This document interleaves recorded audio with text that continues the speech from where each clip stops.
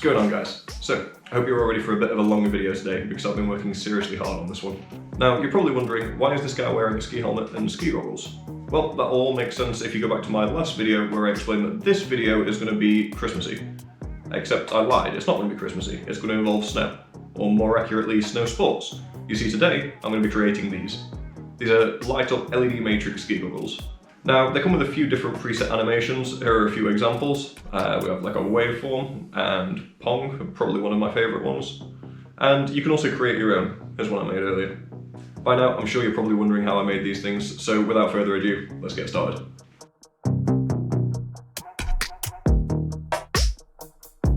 The majority of this video is based around these LED glasses. They're branded as eye flashes and definitely aren't a sponsor. They can be found on Amazon. I guess we'll begin by opening the box, and as you can see, these things are pretty big and definitely wouldn't fit in a pair of ski goggles as they are, so they will need some modification. Before that though, I began by removing every single screw that I could see on the glasses frames so that I could take a look on the inside. That's the button. And then here's the actual LED matrix. Okay, so we got a rubber diffuser-y thing. That's quite fun. Tiny little battery right here. That looks like a charging circuit, and then a wire going from the charging circuit over to the display.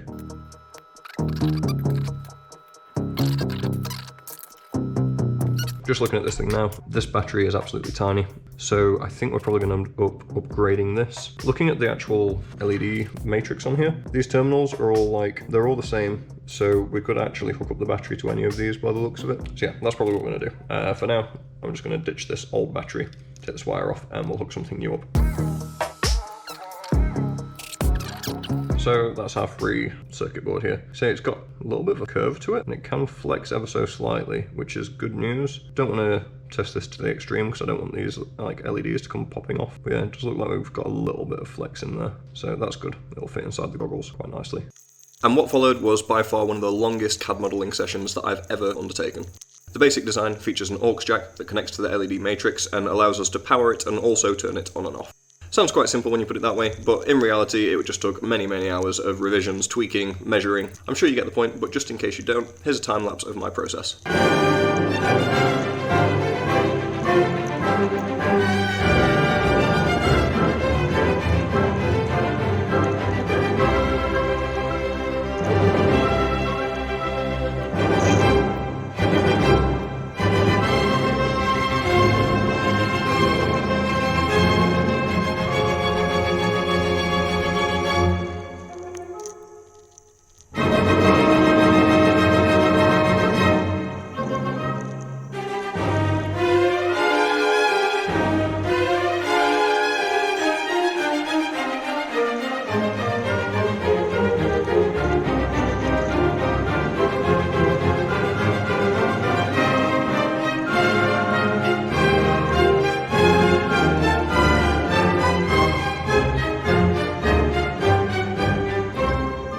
That short clip you just watched took about 2 hours IRL and consisted of maybe the first handful of iterations. In fact, I have a few of them to show you. This was the first one to come off the printer. I clearly messed something up with the scaling because, I mean, just look at it. Next was this one. It was scaled correctly, but probably a little bit too thin and also didn't really fit the circuit board. Then things got a bit more advanced. This one actually did fit the circuit board. It's not too thin anymore, but still a little bit flimsy. I then decided maybe a modular design might work, but it didn't. So I tied the two halves back together and went for the semi-modular design. Needless to say, things kept escalating rather quickly and I ended up with a fair few different variants, none of them really working that well. In fact, I might as well just show you them all. Behold, my shame. As you can see, things got a little bit out of hand and I revised this project many times over about 2 months. But on the bright side, I finally came up with a design that I was happy with. This right here is what I'm hoping is going to be the last of the revisions. 4 simple parts. We've got, I guess, the main bracey piece, the bit that actually holds the circuit board, and then these 2 caps that are going to cover up the 3.5mm jack. Let me show you how it goes together. So this is the main piece. This holds the circuit board. As you can see, there's a shelf around the edge here, and I'm not going to show you with the circuit board. I'm just going to show you with the plastic thing. That will slip into there. Then we have this piece. This will go over the top like so. Got screw holes to hold everything together. This cutout goes around the IC. If I hold this the other way up, the caps are then going to go on like so.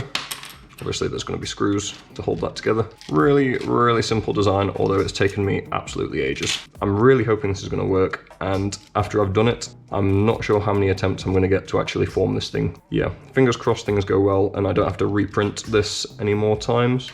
And also, fingers crossed I don't actually destroy this board when soldering it or anything. That would be an absolute nightmare at this point. So, with all that out of the way, enjoy me soldering this thing to this thing.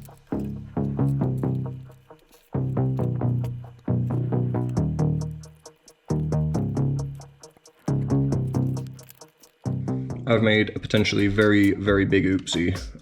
You see, this right here is one of the little audio jacks that I've been using. It's a 3.5mm audio jack. It's got 5 pins on it. You see 1 at the front and 4 at the back there. And I had assumed that that would be plenty for the 4 wires that I need to connect. And I already had the little aux cable here with 4 contacts on it that I was hoping to use. It's only just occurred to me that not all of these pins are actually pins that connect to those contacts. I think each of these is a switch, so I think this is actually a 3-pin audio jack rather than a 4-pin. So yeah, that's going to be a problem because I can still connect my battery up fine, but the button is going to need to be turned on and off, and I only have 1 wire to do it with. So I'm really, really hoping that I'll be able to turn this button on by just pulling one of the pins to ground. That way I could make do with just 3 wires rather than 4 wires.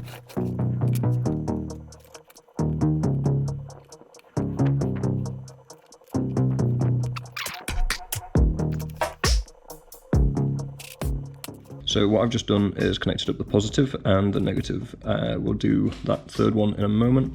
What I want to do though is connect this thing up and just turn this thing on and off just to make sure I've not actually broken anything yet.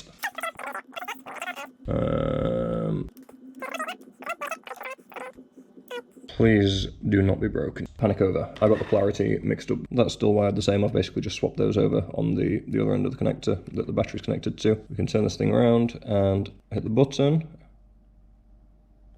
And we have power. That's half of the problem solved. Power, we knew we could get. We need to be able to turn this thing on and off. So I'm going to find out if we can pull one of the pins on that button to either ground or maybe to positive in hopes of getting this thing to work. I guess the first thing to do would be to probe the pins on the button and find out whether either of those are in fact a ground pin.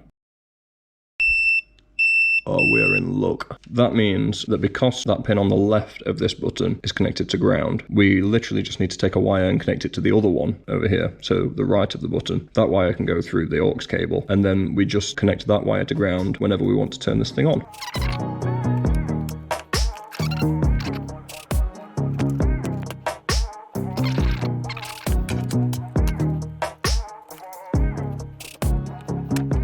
Okay guys, just a heads up, I did make a mistake a minute ago. The wiring's still the same. The only difference is instead of pulling the button low, it needs to go high. So just to demonstrate that, I have the green here, which is obviously connected to the button. Just by connecting that to the positive on our TP whatever the hell it is module, 3 seconds later, there we go, power turns on. Then you disconnect, so this will be on a momentary button. And we connect it again, 1, 2, 3, and it's gone. So yeah, now with the wiring all sorted out, we can actually put this thing in the housing pretty much permanently.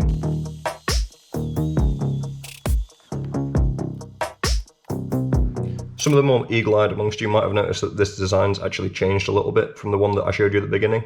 Mostly it's just these screws here. Initially I'd really planned to use these screws that actually came with the glasses. In fact, I've used 4 of them so far, 2 here and the 2 there. But annoyingly they weren't quite long enough to use in these areas. So I have had to source some of my own screws. They're about a centimetre long, maybe 2.5mm wide. So yeah, that's just a little heads up. If you did want to make one of these yourself, you are going to have to source some screws of that length and size. Also, another small change, I actually printed a blank aux jack, just like something to fill in this area in case you didn't want stuff falling in there. So, next step. This is pretty much ready to go as it is. This would go in a pair of ski goggles. We obviously need this thing to flex and curve a little bit though, because ski goggles aren't just like a flat thing like this. So to actually curve this thing, I was planning to heat this thing up and just let it like droop around something. I'm hoping that'll be enough to form it. It has just occurred to me as well that I've just put the circuit board in here and I've just told you that I'm going to heat it up. So yeah, I'm going to take it out again now. That's actually gone pretty well by the looks of things. You didn't see it like warp at all when the camera was pointing at it. I'm not too sure why. I think maybe it's just not heavy enough to like fold under its own weight. But I took it out and just basically bent it manually. That seems to have worked. It's not perfect. I'm glad I actually tested this on one of the older pieces first. I think 70 was definitely too high, and like you can see things have got a little bit misshapen. I started out at 60, that wasn't high enough, so I'll probably go for 65 when I do the real thing. I've also got a heat gun here, and I want to try and use this heat gun just to try and fix some of the messed up areas. Again, this is just the test one really, so we'll see how it goes. I might not use the heat gun on the real thing.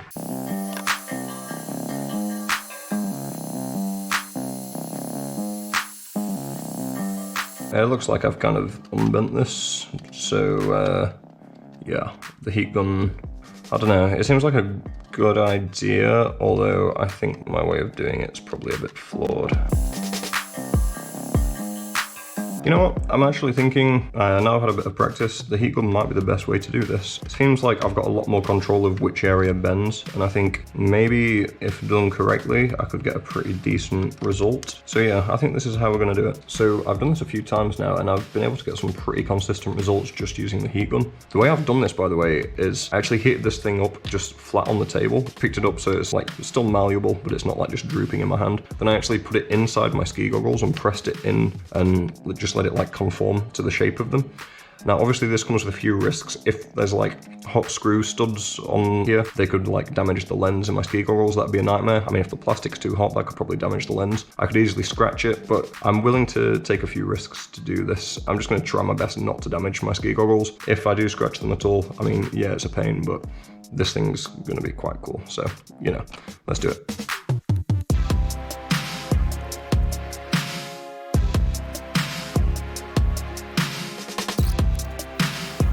Well, my camera died, but I think that's worked pretty well. I was actually kind of worried about this, but it's been pretty consistent all the way around from what I can tell. The only slight issue is this is a little bit close to the plastic, but I think with the circuit board in there, it should be okay. The next challenge is going to be actually getting the circuit board to conform to this shape while screwing it together.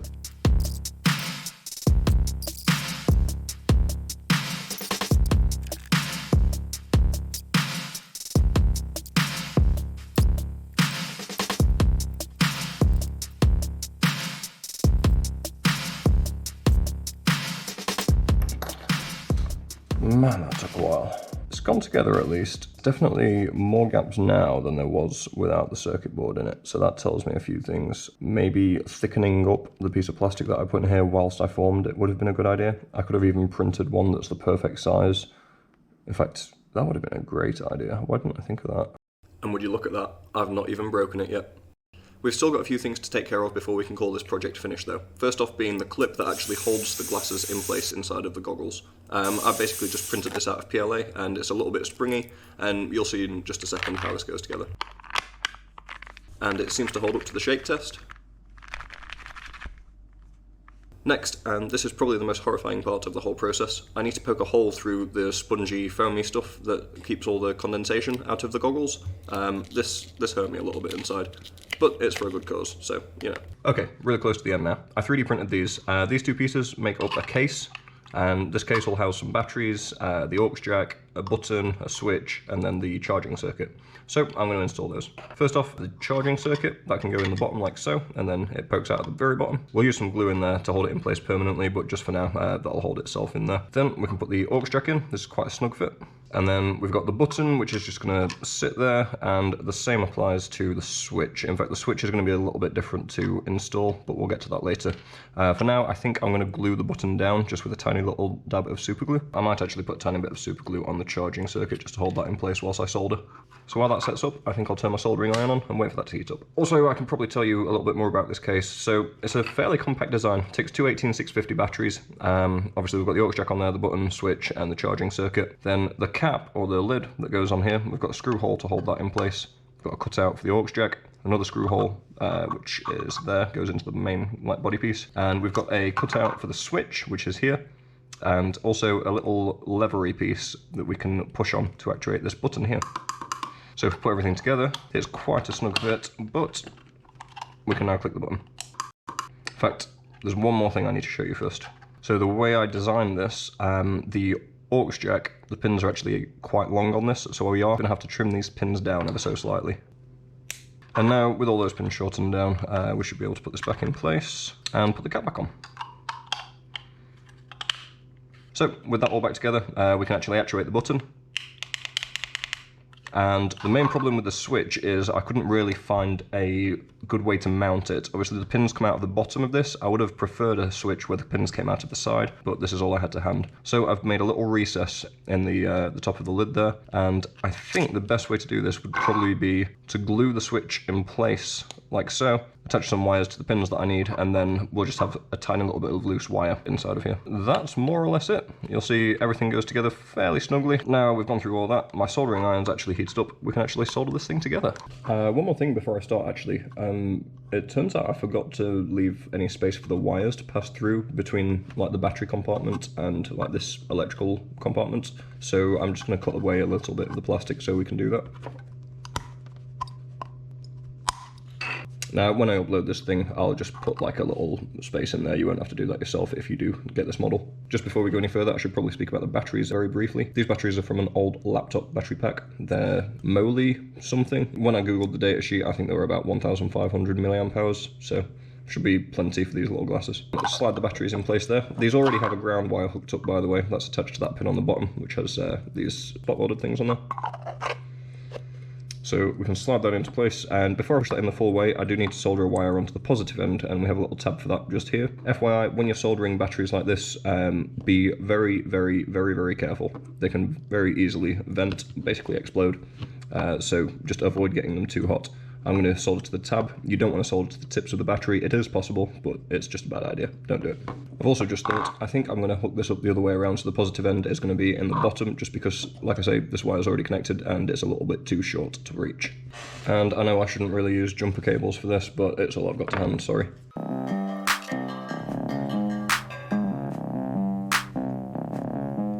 Oh, now that was a bad idea. I just shorted that out on the solder. Don't do that.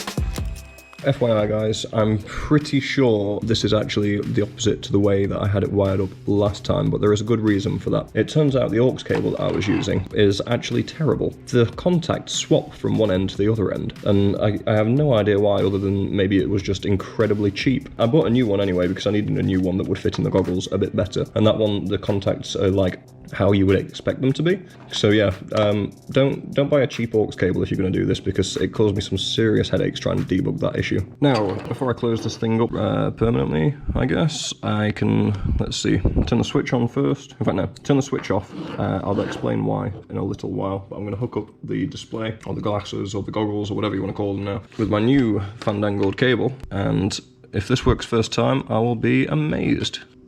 Let's see. So, switch on, that's on, and press the button. 1, 2, 3. First time. And that'll swap through the different effects. And of course we can use the app to control this a lot better, but you get some cool animations from this. And we can hold the button down, 1, 2, 3, and it's off. Oh my god, I'm so happy with this. Right, let's put it all together.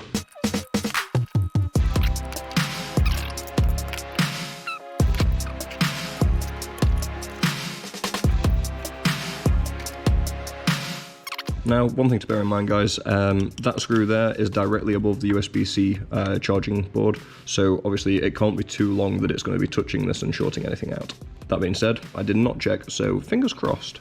So, with everything all closed up, we can do the test one more time just to be safe. So, got the thing here, plug that in like so, turn the switch on, and 1, 2, 3, as if by magic. Wow, that Oaks jack is very stiff. I'm not too sure why that is. I don't know if it's cheap or if I've maybe got some solder where I shouldn't have got some solder, but it works. That's the most important thing. So yeah, there's one more thing I needed to tell you guys, and that's the reason for this switch being included. The reason we have this switch is because of the way the Oaks jack gets plugged in. So when this gets plugged in, obviously these contacts are making contact with some of the contacts inside of there. And because of the order that they're making contacts, it causes the charging circuit to freak out a little bit. Basically, something's short-circuiting very, very briefly, and it's causing the charging circuit to get confused and shut itself off. So you then have to plug it back into a USB-C to reset the charging circuit. That can obviously be avoided by having this switch here, because that switch disconnects the power from the Aux jack completely. So when we do this, we can then turn the jack on. Oh, sorry, turn the switch on, which gives power to the jack, of course, and then we can turn it on, like with the button switch. Hopefully that makes sense. Now, you're probably wondering, how the hell are you going to attach that to a helmet or anything like that? Well, I have a helmet here, and I don't really have a plan for that, if I'm honest with you. I think my best guess is going to be Velcro, so probably put some Velcro on here and put some other Velcro somewhere else on the helmet. Reason being is, obviously this is kind of heavy with it being batteries. I don't want it to be interfering with me at all when I'm skiing. So it may be that I try this on a few different locations on the helmet, and then when I come up with a happy solution, then I can put it there somewhat permanently. Maybe utilising a clip like this camera mount here. But for the time being, I think Velcro is going to be the best bet. If you wanted to, you could easily modify the model. There's plenty of generic camera clips like this one that you can find out there on Thingiverse or other 3D printing platforms like that. You'd literally just stick that on there and then you got it. So, a few quick disclaimers. If you make these things yourself, be careful. There's an exposed circuit board on the back, and if you were to crash into something, say a tree, that could be pretty bad. You could end up electrocuting yourself. And I've never been electrocuted in the eyeball, but I can't imagine it's very pleasant. Secondly, the visibility out of these things isn't that great. I'd put it at maybe 50–60%. That could obviously be changed by using a different circuit board inside of here, or making your own LED matrix and using like an Arduino to program it. I'd probably take these on maybe a blue run. I don't think I'd go on a red run with them, at least not with this version. If I was to remake these, I'd probably do them a little bit differently, and maybe take them on something a bit higher. Obviously your mileage may vary, it would depend on your level of skiing and your ability, so yeah, take of that what you will. Thirdly, there's obviously a battery strapped to my head. If I was to crash, that could probably vent. I wouldn't want to test it, so goes without saying, don't put the batteries inside the helmet, keep them outside the helmet. You've also got things like the wire to consider. You see, I've got mine tucked beneath the strap on my goggles, but if that was to get loose and get wrapped around, say, my neck, it probably wouldn't be a good idea.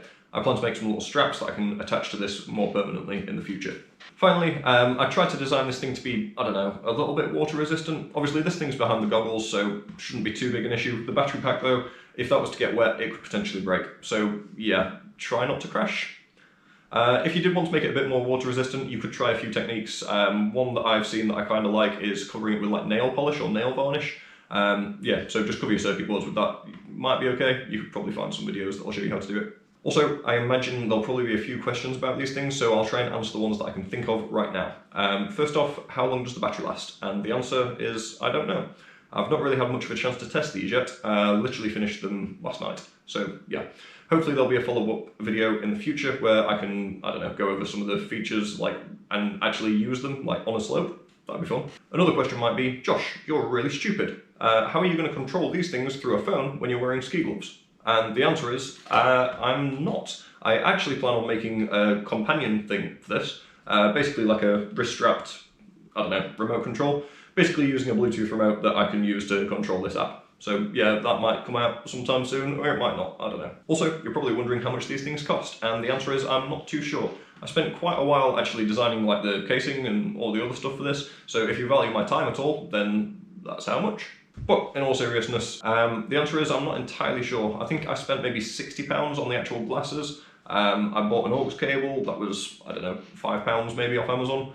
Obviously the goggles, I'm assuming you have your own goggles if you're wanting to do this, so I'm not going to put the cost of those on there. PLA for actually printing with, pretty negligible, you can get a spool for like £20. Then you've got the components that went into the battery pack, so there's an aux jack, in fact 2 aux jacks because there's one actually in the goggles as well, button, switch, TP4056 module. They're all pretty negligible. I think you could get all of those for less than £10. And that's about all I can think of for now. If you do have any other questions, please let me know down in the comments below. I'll do my best to answer all of them. If you've enjoyed this video, maybe give it a like. If you've really enjoyed it, consider subscribing. That'd really help me out. Not much else to say. Thanks for watching. See you next time, guys.